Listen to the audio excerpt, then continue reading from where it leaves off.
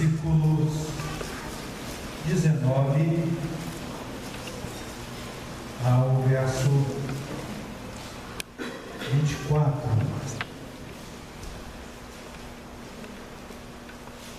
Glória a Deus.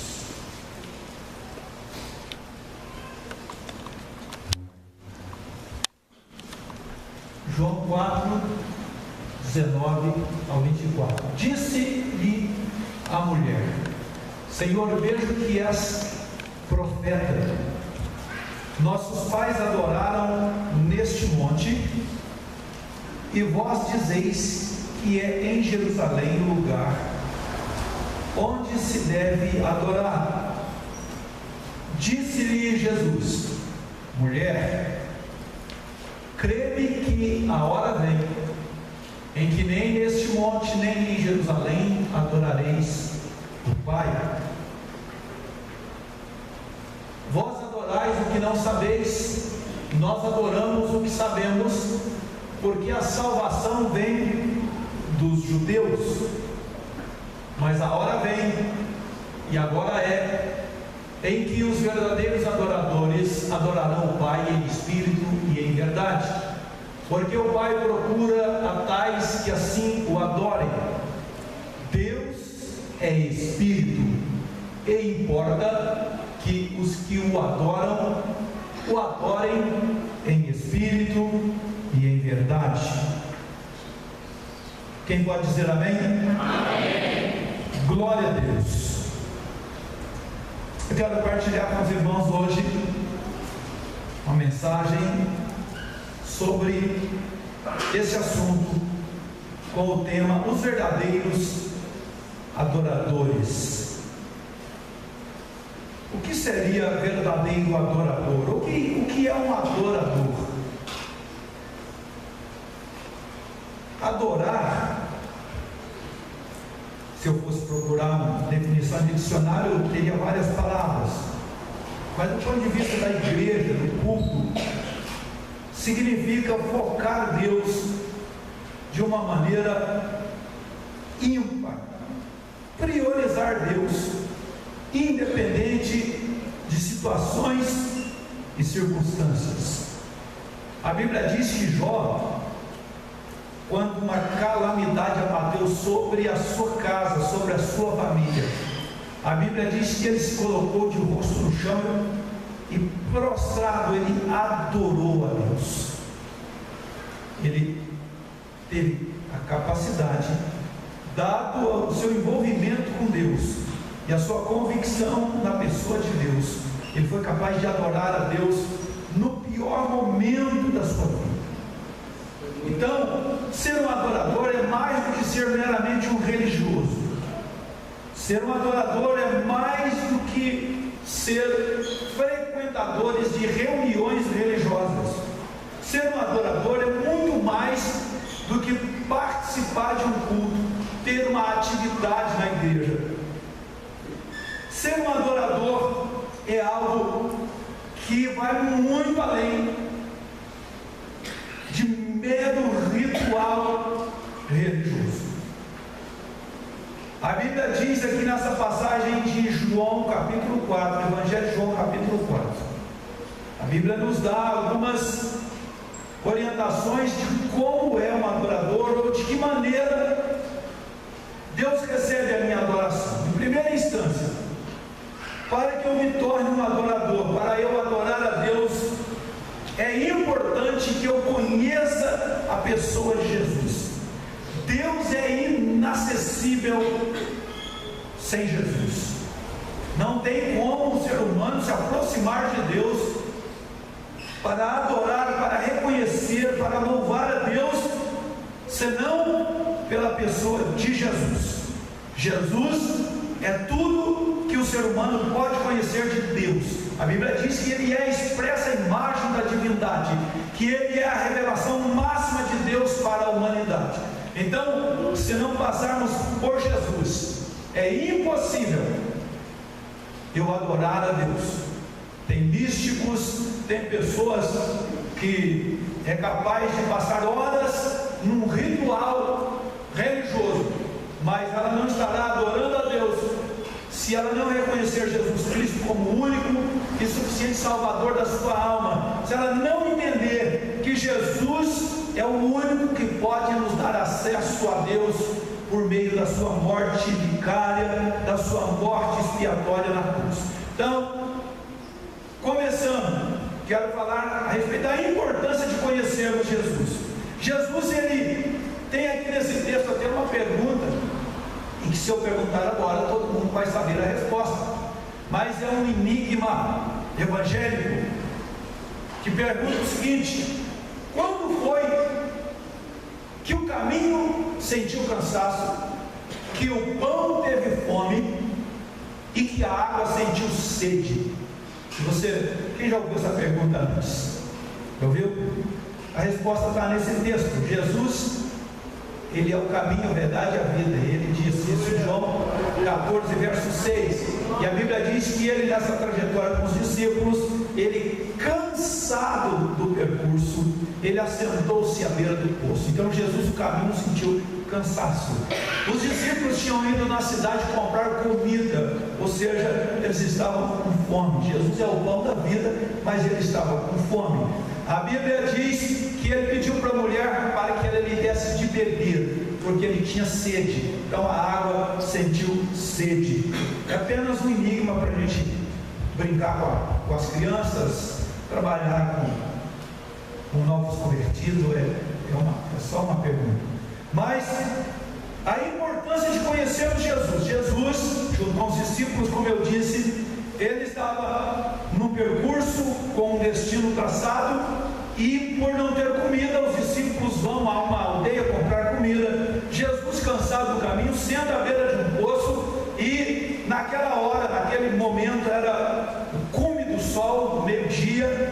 Chega uma mulher para tirar água. Essa mulher era de origem samaritana, e Jesus, um judeu.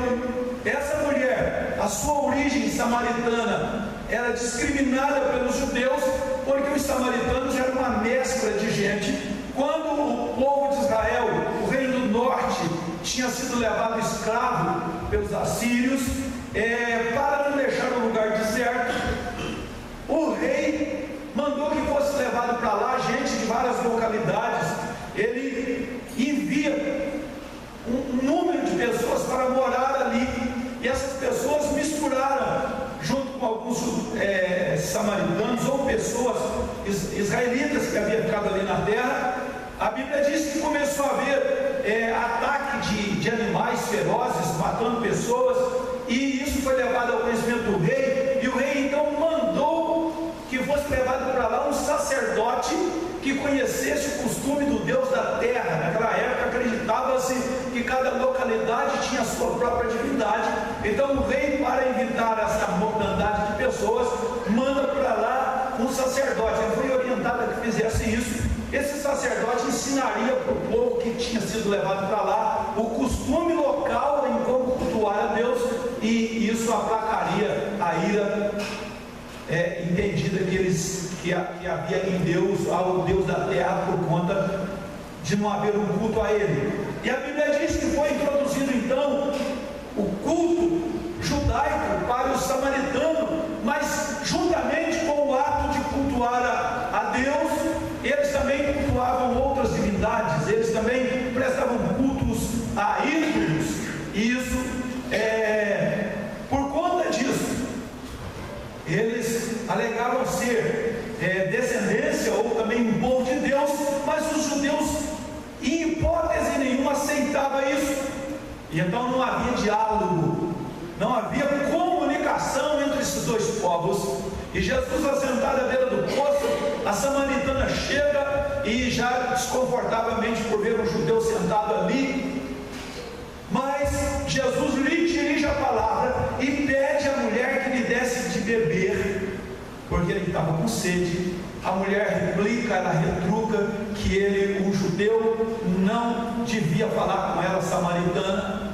Mas então há aqui um diálogo, e o versículo 10, Jesus, ele fala para a mulher: se conheceras o dom de Deus, e quem é que te pede, dá-me de beber, tu lhe pedirias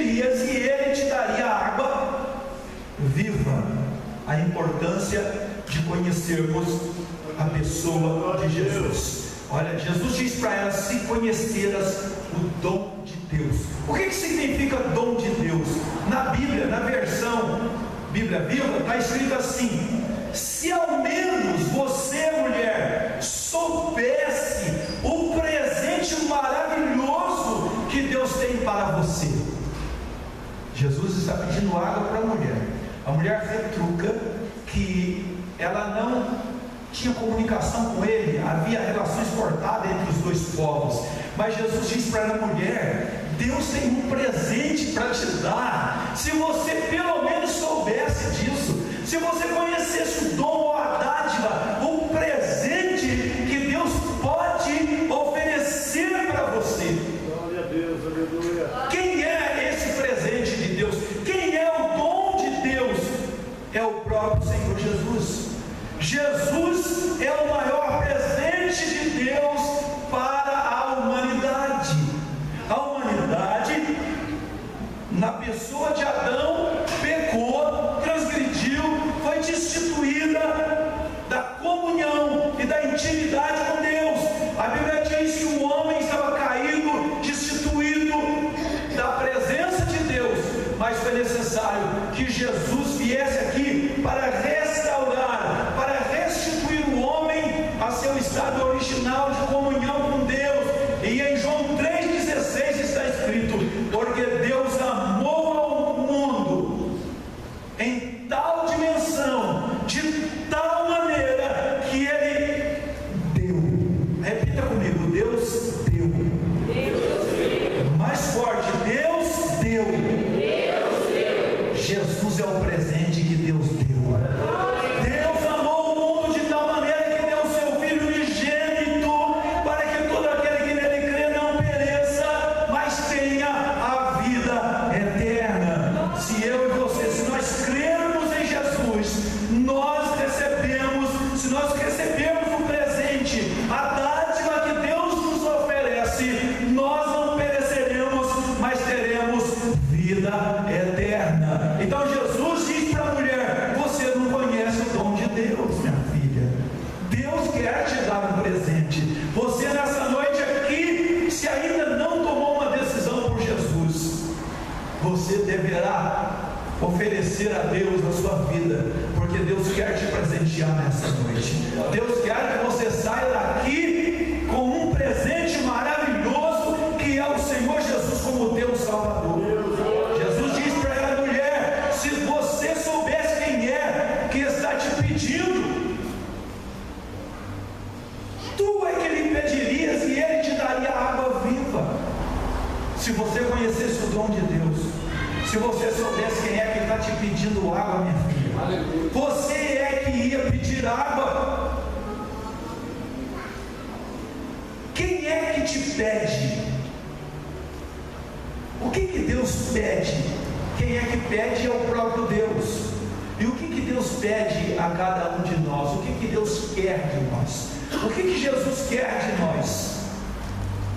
Vamos olhar aqui para o Provérbios 23 e verso 26. Dá-me, filho meu, o teu coração, e os teus olhos se agradem dos meus caminhos.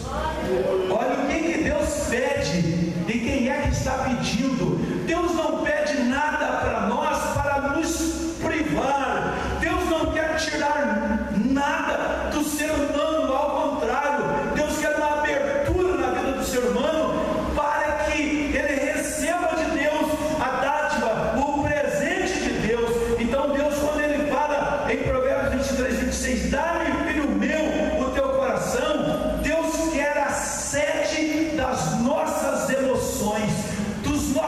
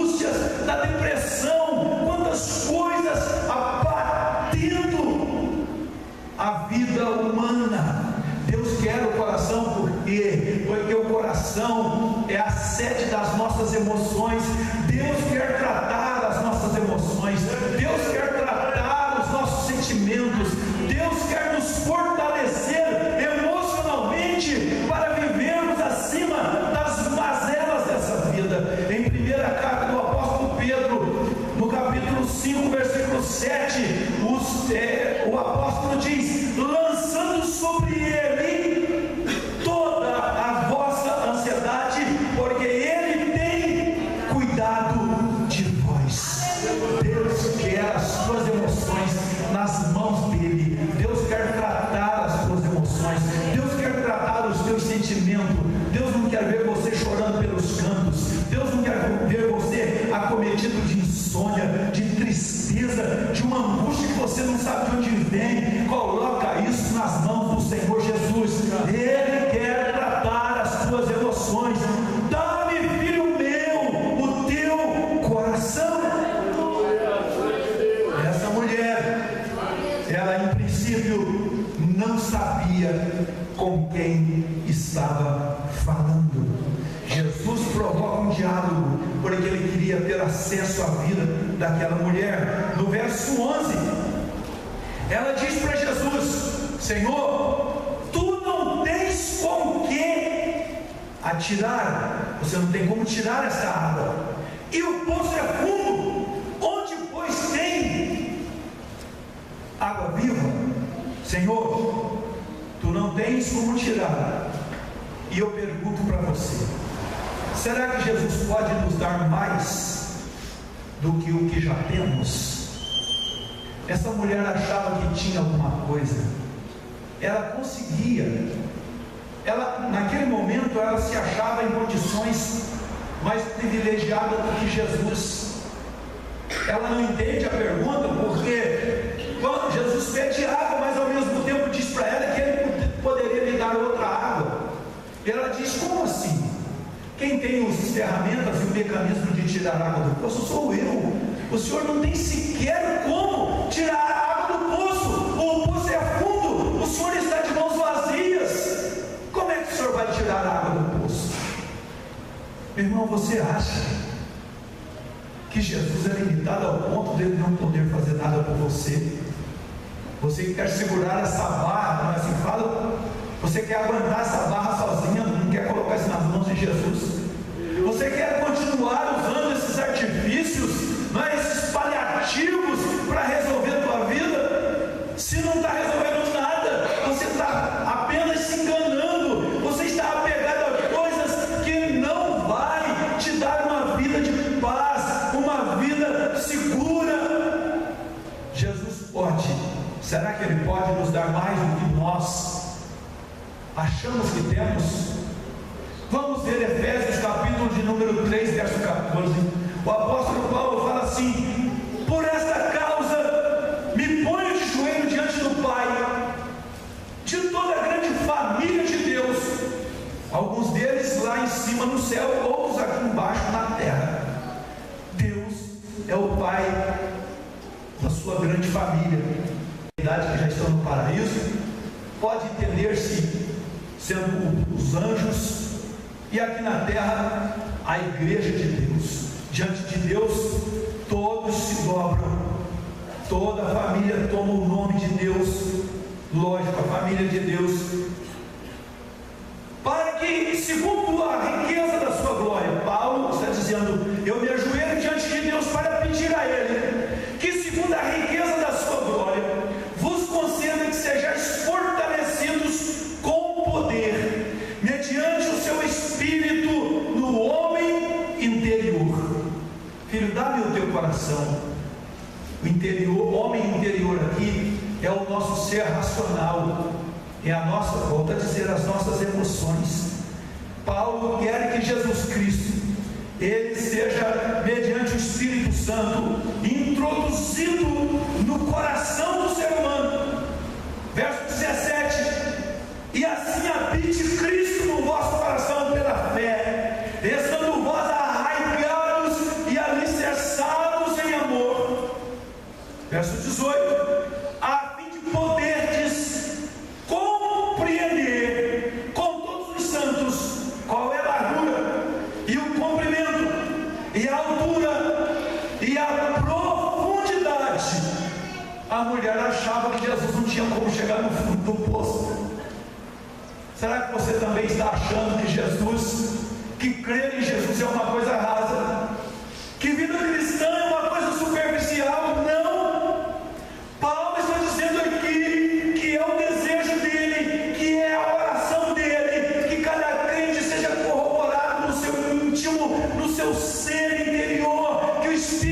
Santo traga para dentro de cada um uma experiência profundíssima com Cristo Jesus, para que a pessoa experimente o amor de Deus na sua plenitude, no seu comprimento, largura, na sua altura e profundidade, conhecer o amor de Cristo que excede a todo entendimento. Racionalmente, meramente racionalmente, ninguém chega nas profundezas do amor de Deus. É inexplicável, é impossível de alguém materializar ou verbalizar a profundidade de uma experiência pessoal com o Senhor Jesus. E aí ele complementa dizendo: para que sejais tomados de toda a plenitude de Deus. Será que Jesus pode dar mais do que você já tem? Você está vivendo plenitude com Deus? Ou a tua vida é rasa? É apenas um serenozinho assim que molha só a superfície da terra? Mas não tem nada que substitua a chuva do Espírito de Deus. Os esforços humanos são extremamente limitados. Eu cismei de fazer uma horta lá no meu quintal, e esses dias secos eu pegava uma mangueira de água e jogava água. Eu achava assim: bom, a chuva, essa água umedeceu as minhas plantas, não vai morrer, está bem úmido. Mas você vai lá, você está úmido só na superfície, você move uma folhinha seca que está ali, e embaixo dela está seco, não tem água, a água não penetra, a água não afunda. Mas essa chuvazinha que deu aí esses dias, não choveu muito, mas veio do céu essa chuva, e a horta está úmida, está dando para fazer lama no pé. Deus, Ele tem mais do que você já tem.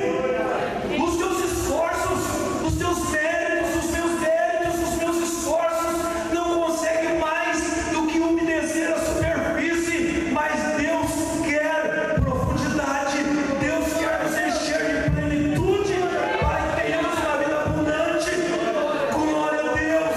O versículo de número 20, o apóstolo diz que se nós estivermos mergulhados em Deus dessa forma, se nós estivermos envolvidos com Cristo nessa proporção, ele diz: aquele que é poderoso para fazer infinitamente mais do que tudo quando pedimos ou pensamos, conforme o seu poder que opera em nós. Aquele que é poderoso para fazer conforme significa idêntico, de acordo.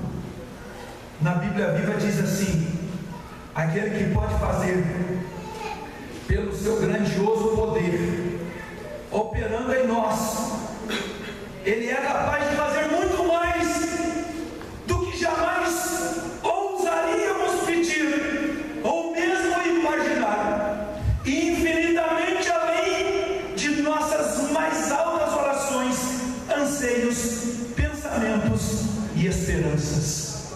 Se eu e você, se nós permitirmos que o Senhor Jesus seja plantado nos nossos corações e experimentemos com toda a liberdade do Espírito Santo a pessoa maravilhosa de Jesus, não há limites. Não tem limites. Não há por que vivermos uma vida rasa, uma vida medíocre, uma vida pequena. Deus quer nos arremessar para uma vida profunda, para uma vida poderosa com Deus. E o apóstolo complementa dizendo: a Ele seja glória na igreja e em Cristo Jesus por todas as gerações, para todos sempre, amém.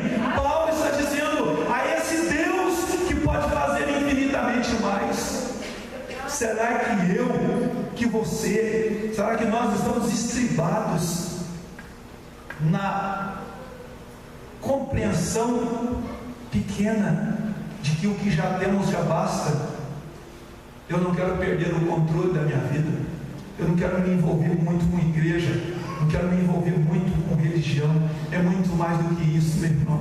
Aleluia. Religião é uma coisa muito falha e até defeituosa.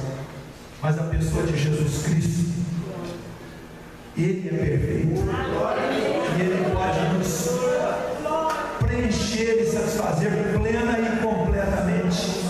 A mulher diz: o poço é fundo. E eu pergunto para você: e daí, meu irmão? Se o teu problema, se a tua necessidade já extrapolou, não é, as possibilidades humanas,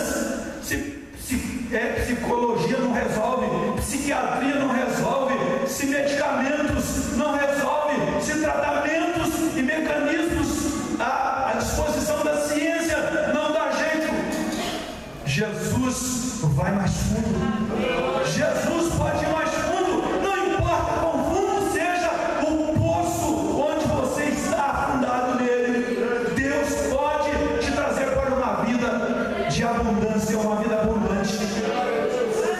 O apóstolo Paulo, o mesmo que fala dessa altura, dessa profundidade, dessa largura e comprimento, Paulo, ele ousou em Deus. O apóstolo Paulo, ele decidiu investigar e ir a fundo na pessoa de Deus e na pessoa de Jesus. E ele faz uma fala dele no capítulo 11 da sua carta aos Romanos. Ele fala de temas do capítulo 10 até o 11, de temas importantes e complexos. E ele vai se empolgando com tudo aquilo que ele vai descobrindo de Deus.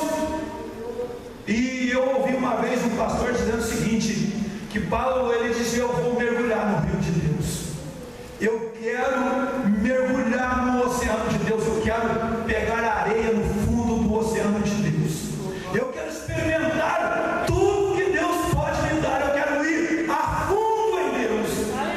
E ele faz um cântico, ele escreve um cântico em Romanos 11:33, quando, após discursar e falar sobre um tema muito importante, ele fala assim: ó, profundidades da riqueza, tanto da sabedoria como do conhecimento de Deus, quão insondáveis são os seus juízos e quão inescrutáveis os seus caminhos. Quem, pois, conheceu a mente do Senhor? Ou quem foi o seu conselheiro? Ou quem primeiro deu a ele para que ele venha a ser restituído?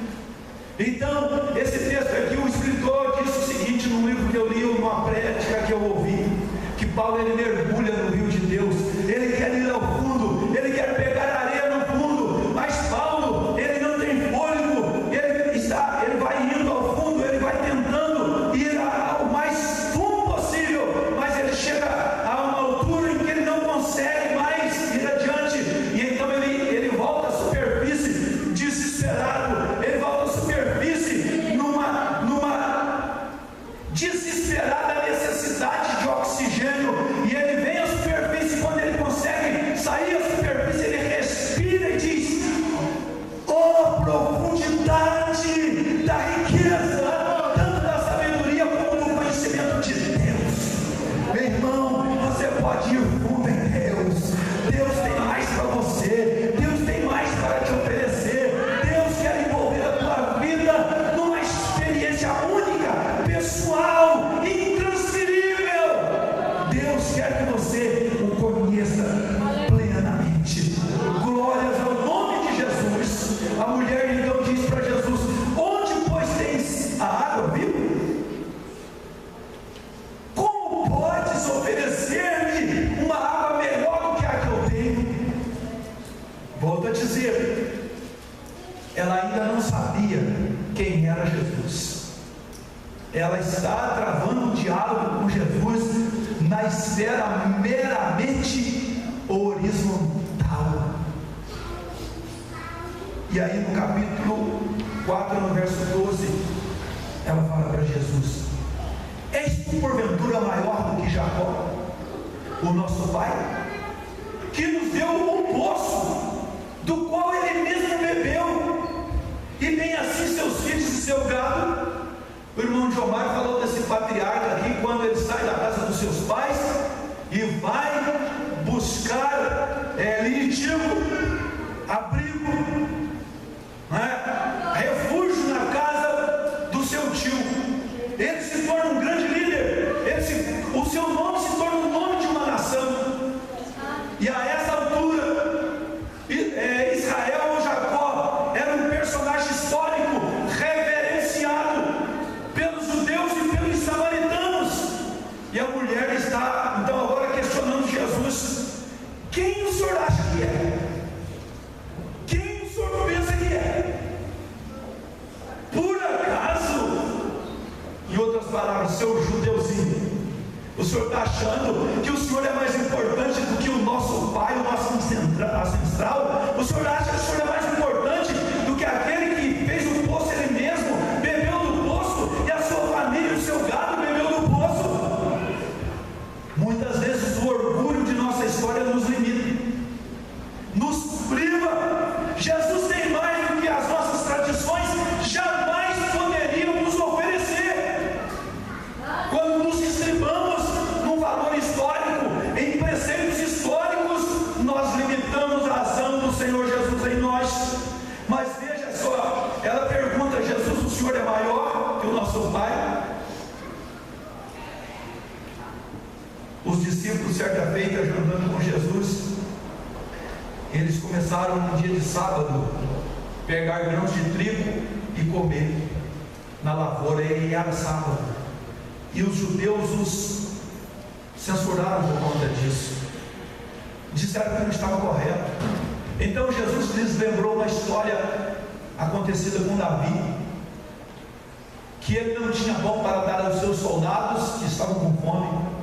Ele passou no templo e pediu para o sacerdote se tinha alguma coisa. O sacerdote disse: não tem nada, a única coisa que tem aqui é os pães do sacrifício. Se o senhor quiser levar, o senhor é o rei, quer comer, eles podem comer. Davi comeu do pão e ofereceu aos seus soldados. O sacerdote impôs algumas restrições, mas deu do pão. E Jesus disse para aqueles que censuravam os seus discípulos que Davi comeu do pão que estava no templo, e que havia um grande temor em fazer aquele ato. Mas olha o que Jesus diz em Mateus 12, verso 6: aqui está quem é maior do que o templo. Jesus disse: Davi teve temor de mexer no templo, eu sou maior do que o templo. Maior que o templo? Alvenaria? Claro, qualquer ser humano é mais do que um prédio. A Bíblia diz que uma alma salva vale mais que o mundo inteiro. Amém? Mas em Mateus capítulo 12, verso 41, Jesus ele traz para dentro da sua fala a história de Nínive, quando Jonatas é enviado a Nínive para pregar o arrependimento para aquele povo. E quando Jonas desobedece a Deus, ele é lançado ao mar, no barco que estava lançado ao mar, e é engolido por um grande peixe, e ele fica no ventre do peixe 3 noites e 3 dias, e depois ele é vomitado ou devolvido pelo peixe lá em Jope, e ele vai cumprir a sua missão. As pessoas se convertem, e Jonas então passa a ser uma figura, um exemplo de um grande milagre. Mas olha o que Jesus diz em Mateus 14, versículo 41: eis aqui quem é maior do que Jonas. Jonas teve o poder de converter uma nação. Jesus pode mudar a tua história, porque ele é maior que Jonas. Glória a Deus. Davi comeu do sagrado do templo. Jesus é maior do que o templo, e pode fazer de você um milagre, uma transformação. Ele pode saciar a tua necessidade mais do que os pães do templo saciou Davi e seus soldados. No capítulo 12, ainda no verso 42, a Bíblia diz, Jesus alega aqui de novo uma história da rainha de Sabá, que veio e pasmou-se diante de tudo que Salomão era. Ela ficou admirada de ver a sabedoria, de ver a maneira como a casa de Davi era organizada, e ela tece elogios, e ela fala da grandeza de Salomão. Mas o Senhor Jesus diz no final do versículo: eis aqui está quem é maior do que Salomão. Jesus tem pão da vida para te dar, que vale mais do que os pães do tempo de Davi. Jesus pode fazer um milagre na tua vida, maior do que o milagre que Jonas fez em Nínive. Jesus pode te orientar, te conduzir, porque Ele é maior do que Salomão, Ele é mais sábio do que Salomão, Ele é a própria sabedoria que Salomão tinha. O Senhor Jesus é maior. A mulher pergunta: tu és maior? Jesus de fato é maior. No verso 13 a mulher pergunta a Jesus, ou Jesus reitera para a mulher: quem beber dessa água tornará a ter sede. Aquele, porém, que beber da água que eu lhe der, nunca mais terá sede. Ao contrário, a água que eu lhe der será nele uma fonte a jorrar para a vida eterna. A mulher acha que Jesus não tinha como tirar, mas Jesus está dizendo para ela que ele tinha água, uma água tal que podia saciá-la, ou saciar qualquer que bebesse dele, de uma vez para todo sempre. Em João capítulo 7, versículo 37, a Bíblia nos narra que havia uma festa entre os judeus, e no último dia dessa festa, o grande dia da festa, Jesus se levantou e exclamou: se alguém tem sede, venha a mim e beba. Quem crer em mim, como diz a Escritura, do seu interior fluirão rios de água viva. Verso 39, isso ele disse com respeito ao Espírito que havia de receber os que nele crescem, pois o Espírito até aquele momento não fora dado, porque Jesus não havia sido ainda glorificado. O agente que gera essa fonte, que dá manutenção a essa fonte, é o Espírito Santo de Deus. Quando você crê em Jesus, quando você recebe Jesus, você fica acessível ao Espírito Santo de Deus, que vai gerar na tua vida, que vai gerar nas nossas vidas uma saciedade, uma plenitude que nunca mais se extinguirá. Se por um momento ou outro você se sentir inseguro, amedrontado, é só você orar, é só você falar com Deus, a fonte jorra, a fonte flui e te sacia. Agora, irmãos, a compreensão humana é limitada, como eu disse, é terrena, ela é horizontal, ela se prende meramente às coisas desta vida.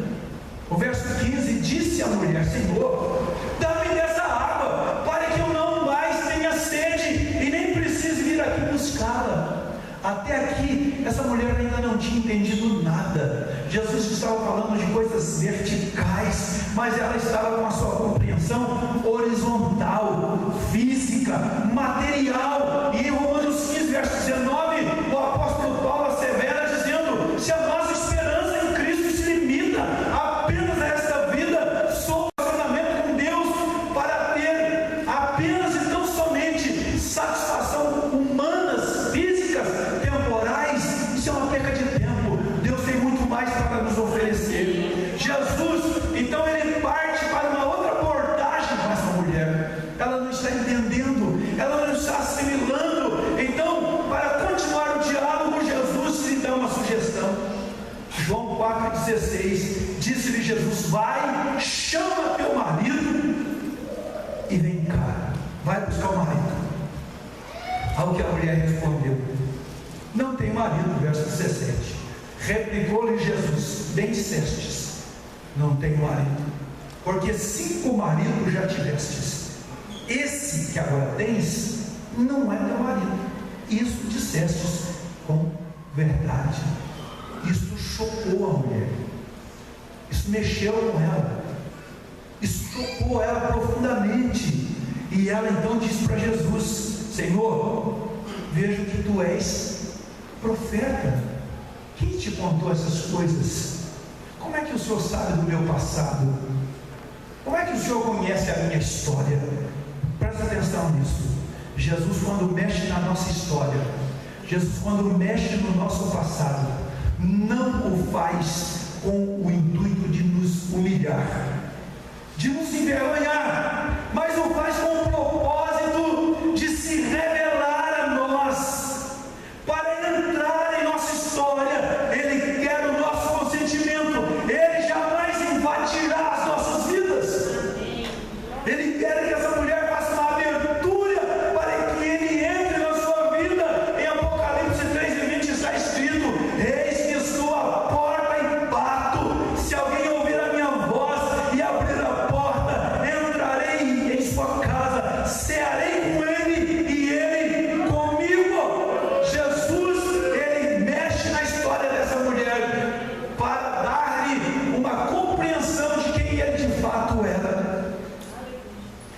samaritana então começa a descobrir quem é Jesus.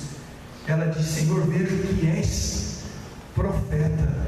Mas Jesus não era um profeta qualquer. Jesus não era mais um profeta. O que essa mulher declara está abrindo um leque de compreensão para ela, que Moisés tinha falado a respeito disso. Deuteronômio 18, verso 15: o Senhor teu Deus te suscitará um profeta no meio de ti, de teus irmãos, semelhante a mim, a ele ouvirás. Moisés estava vacinando, estava profetizando que Deus mandaria alguém maior que ele. E se Jesus fosse questionado a respeito de Moisés, ele diria: eu sou maior do que Moisés. Eis aqui quem é maior do que Moisés.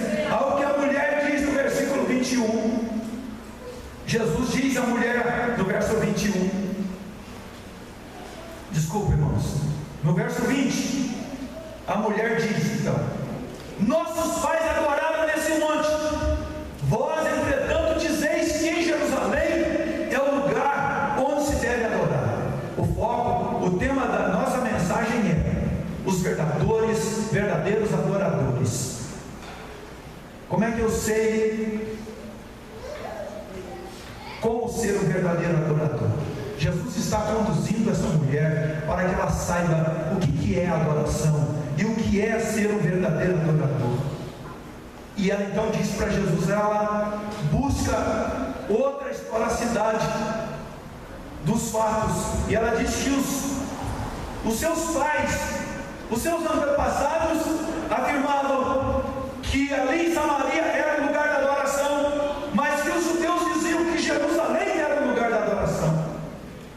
Até aquele tempo o povo tinha sido conduzido pelo simbolismo, pelas alegorias. Mas veja o que diz Gálatas capítulo 3, verso 24 e 25: de maneira que a lei nos serviu de aio para nos conduzir a Cristo. As normas, as festividades, todos os eventos, todas as leis cerimoniais do Velho Testamento eram simbólicas e apontavam para a pessoa do Senhor Jesus. Paulo está dizendo aos Gálatas que todo esse mecanismo, todo esse aparato era para nos levar a Cristo. Primeiro, a lei mostra ao ser humano que ele é imperfeito e é incapaz de satisfazer as exigências de Deus, e não tendo outra forma, e não tendo outro mecanismo de satisfazer as exigências de Deus, só sobra para o ser humano uma única alternativa: vir para Cristo. Não tem jeito de você chegar a Deus a não ser através de Cristo. Aí o apóstolo está dizendo que a lei nos conduz a Cristo, a fim de que fôssemos justificados por fé. Verso 25: mas tendo vindo a fé, já não permanecemos subordinados ao aio ou às leis cerimoniais do Velho Testamento. Então o Senhor Jesus está dizendo que todo aquele simbolismo tinha acabado, que agora não era mais os símbolos. Aí o verso 21: disse-lhe Jesus: mulher, podes crer que a hora vem, quando nem neste monte, nem em Jerusalém adorareis o Pai. Verso 22: vós adorais o que não conheceis, nós adoramos o que conhecemos, porque a salvação vem dos judeus. Jesus está explicando para essa mulher o seguinte: vocês têm um fervor religioso, mas é um fervor religioso ignorante dos preceitos de Deus. Vocês não conhecem as profecias, as promessas, vocês não conhecem os códigos, as normas judaicas. Vocês procuram servir a Deus da maneira de vocês. A salvação vem dos judeus, porque o Messias, logicamente, viria dos judeus. Os judeus, a palavra de Deus diz que eles eram os guardiões dos oráculos de Deus, uma nação que Deus escolhe para dela levantar o Cristo, o Salvador. Então Jesus está explicando para essa mulher que eles, no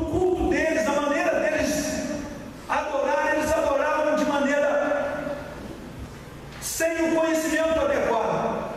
Mas os judeus tinham conhecimento. Mas Jesus então explica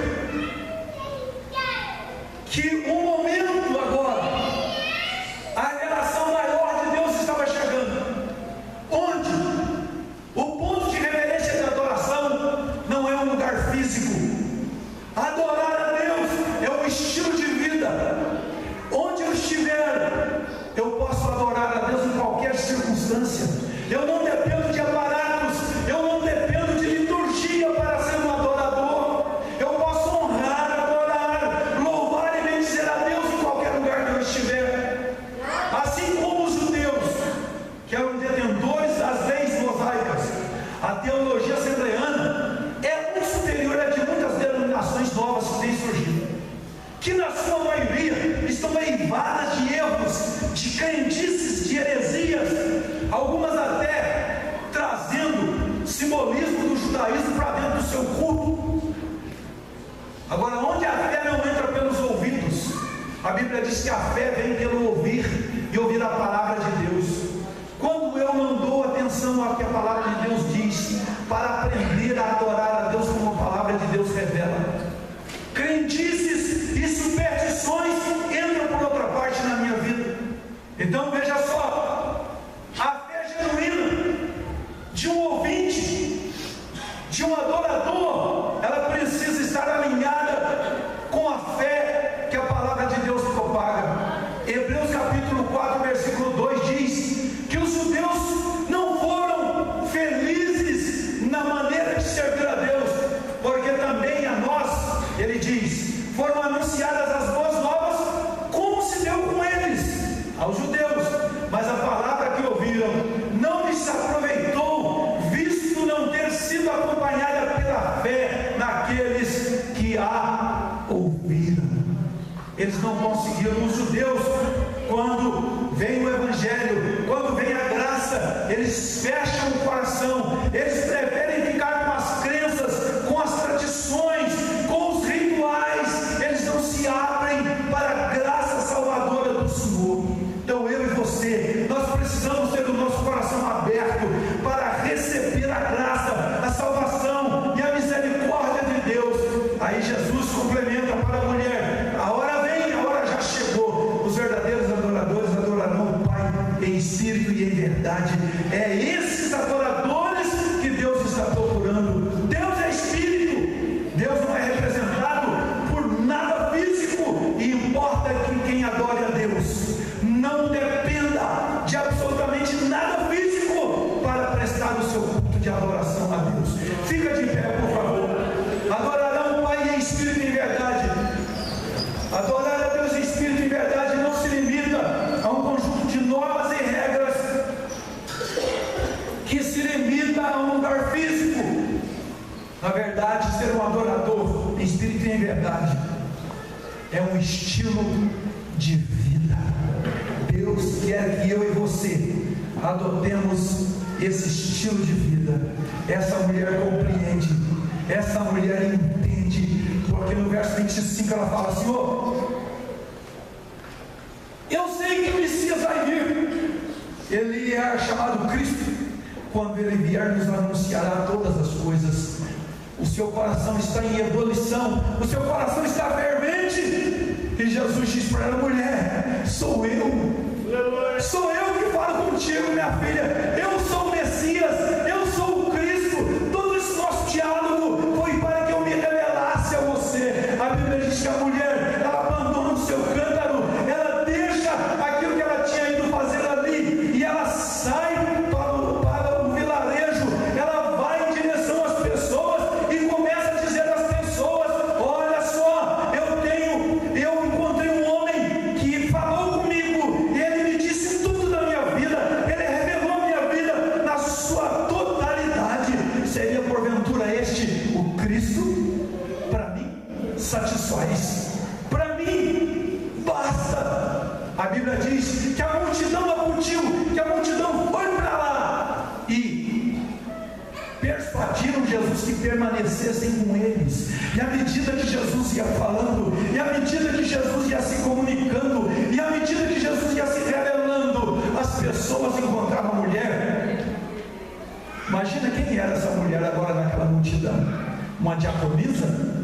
Era missionária que tinha trazido toda aquela multidão. Imagina a importância daquela mulher agora diante daquele povo, né? Aí as pessoas passavam por ela e falavam para ela: minha filha, agora não é só porque você falou, o seu testemunho despertou a nossa curiosidade, o seu testemunho acendeu em nós um desejo de saber que mensagem fora esta que você ouviu, mas agora já não é mais por conta das tuas palavras, porque nós mesmos as temos ouvido da boca dele, nós ouvimos o próprio Cristo falando. Meu irmão, quando você crê no testemunho de alguém que experimentou Jesus e não se limita em ouvir de terceiros, mas busca você mesmo a sua experiência com Jesus, uma fonte começa a jorrar, uma fonte começa a tomar conta da sua vida, começa a inundar o teu ser, e aí você não precisa mais de circunstâncias, você não depende mais de situações, você não precisa e não depende de coisa alguma mais, porque você já tem o Espírito de Deus testificando com o teu espírito quem você é e quem é que mora na sua vida. Deus quer que nos tornemos verdadeiros adoradores e o adoremos em espírito e em verdade, com a palavra, com o entendimento e com todo o nosso ser, com toda a nossa emoção, com todo o nosso sentimento, não doentio, não fragilizado, mas curado agora na presença de Deus, oferecendo a Ele culto, louvor, adoração, porque o Senhor é digno.